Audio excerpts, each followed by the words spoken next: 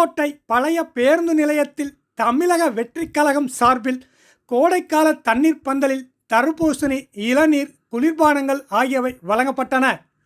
பொதுமக்கள் ஆர்வத்துடன் வாங்கிச் சென்று தங்களுடைய தாகத்தை தணித்துக் கொண்டனர். தமிழக வெற்றிக் கழகத்தின் சார்பில் புதுக்கோட்டை பழைய பேருந்து நிலையத்தில் கோடைகால தண்ணீர் பந்தல் திறப்பு விழா நடைபெற்றது.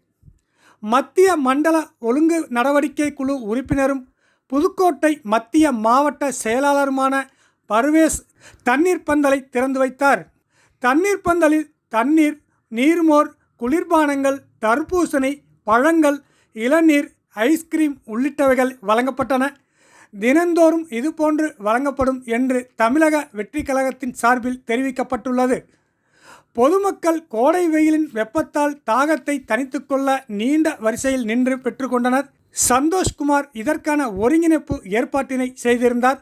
மேலும் மாவட்ட பொருளாளர் தனசேகர், கழக முக்கிய நிர்வாகிகள் பலரும் கலந்து கொண்டனர்.